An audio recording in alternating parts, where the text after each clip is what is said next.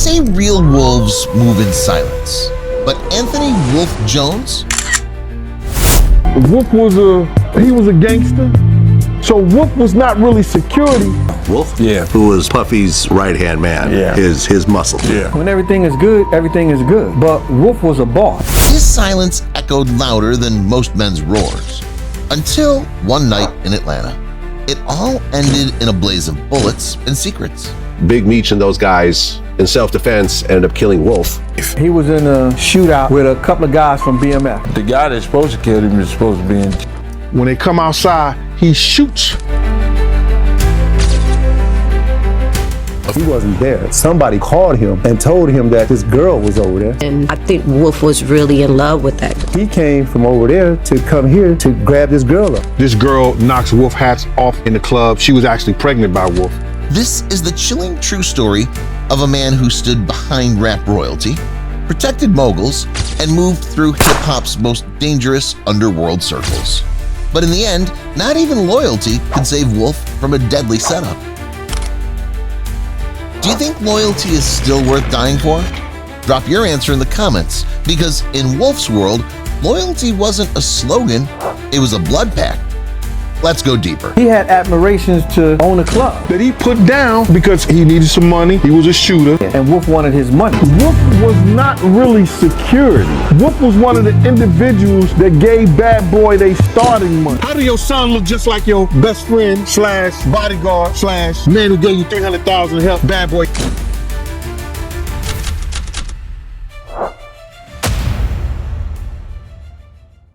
What made Wolf dangerous wasn't his muscle, it was his mind. Born and raised in Harlem, Anthony Jones grew up during the crack era, when every block was a chessboard and every move could cost your life. He didn't speak much, but when he did, people listened. He wasn't just another corner kid chasing a come-up. Wolf had discipline. He studied the streets the way a general studies war. By his late teens, he wasn't following orders, he was giving them. Harlem bred hustlers, but it also built tacticians. Wolf was one of the few who could move like a boss and keep his name out of the headlines. Wolf mastered power without needing attention. That's what made him lethal. Wolf didn't just work for Bad Boy, he was Bad Boy behind the scenes. When Puff Daddy started making noise in the 90s, he knew he needed someone more than a security detail. He needed a trusted street presence. Someone who could read danger before it showed up. That was Wolf. He became Diddy's go-to protector. But this wasn't just a job, it was a relationship built on trust and silence. Wolf wasn't your typical hired hand. He handled internal beefs, smoothed over violent disputes, and kept problems away from the cameras. You didn't even know there was a fire because Wolf put it out before it burned. In Diddy's world, Wolf wasn't a bodyguard, he was the firewall. December 1999, Club New York. One of the most infamous moments in hip-hop history. A shooting erupted involving Diddy, Jennifer Lopez, and rapper Shine. Chaos exploded in seconds, glass breaking, people ducking, security scrambling. And who was right in the middle of it, holding it down? Wolf. Eyewitnesses say he was calm under fire, moving like a man who'd already seen this play out in his head. He secured Diddy, cleared a path, and allegedly coordinated cleanup efforts that night.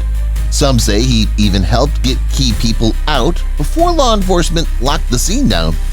That night wasn't just about bullets, it was about loyalty and survival.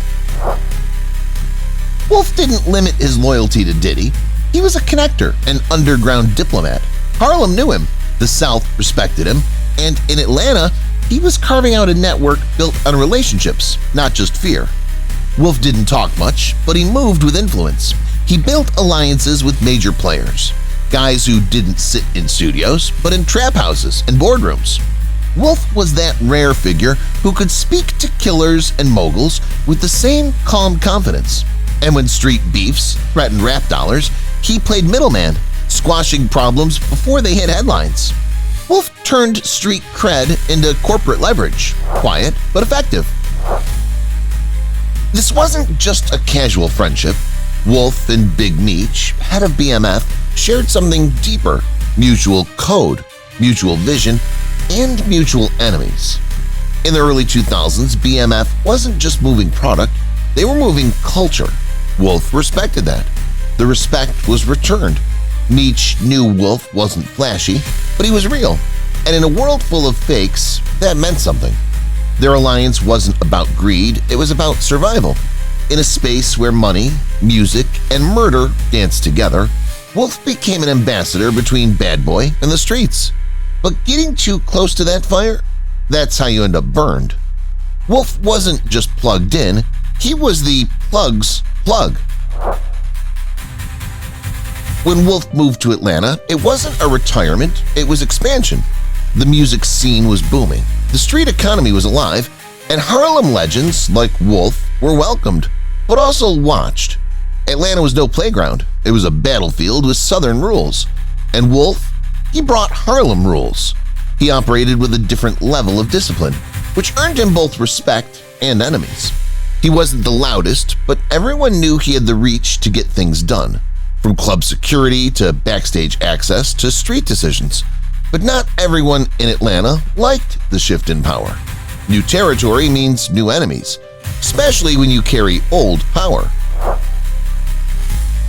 Wolf and Riz were once tight, both Harlem-made, both respected, but in the streets, respect can sour fast when money, pride, or perceived disrespect enter the room. Rumors of a fallout circled for months. Some say a deal went bad, others claim it was about territory and influence in Atlanta. Whatever it was, it turned cold. No shouting matches, no public beef, just eerie silence and heavy stares. The kind of silence that comes before gunshots. The streets knew something was brewing, and between Wolf and Riz, that kind of tension wasn't just about who pulled first, it was about who survived. In the street chessboard, a silent beef is a ticking time bomb. November 2003, Compound nightclub in Atlanta. A regular night out turned fatal in minutes. Wolf and his friend Lamont Gertie got into an argument outside the club. Witnesses say it was quick, intense, and personal. Within seconds, gunfire erupted. Shots rang out in rapid succession. When it was over, Wolf and Gertie were dead. No chance to draw, no words exchanged. It was surgical. The suspect? Riz. He turned himself in days later, claiming self-defense. But the streets weren't convinced. It felt too precise, too sudden, too personal. The timing? Chilling. That night changed everything and raised more questions than answers. Self-defense or strategic takedown? That's been the question ever since. Some insiders say Riz felt threatened. Wolf wasn't a man you crossed without consequence. Others believe Riz was pressured to make a move, maybe even manipulated. There were whispers of outside forces pulling strings. Maybe Wolf was too connected. Maybe he knew too much. Or maybe someone feared what he might say, or what he'd never say. When the most disciplined man in the room dies unexpectedly, people don't just ask who shot him, they ask who wanted him silent. After Wolf's death, one name stayed noticeably quiet: Sean Diddy Combs. No grand statement, no emotional press release, no public funeral footage, just silence. To the outside world, it looked like distance, but insiders wondered, was it grief or strategy? Some say Diddy mourned privately. Others believe he knew more than he could say. After all, this was a man tied to both Wolf and the Club New York shooting. Too much noise could have opened too many doors. And in this industry, silence isn't weakness, it's self-preservation. When the powerful go quiet, it's rarely random. Anthony Wolf Jones wasn't just a bodyguard, he was a ghost in plain sight. A man who understood loyalty better than most, who kept his circle tight and his mouth tighter. He moved through one of the most dangerous intersections of music, money, and murder without ever seeking attention. But even the quietest wolves can't outrun the pack forever. His death wasn't just tragic, it was a signal, a reminder that in the world of power, silence, and street loyalty, no one is untouchable. Wolf's life is a cautionary tale, but it's also a legacy, a story of a man who never folded, never snitched, and never let fear shape his decisions. If this story moved you, hit that like button, subscribe, and share it with someone who respects real loyalty.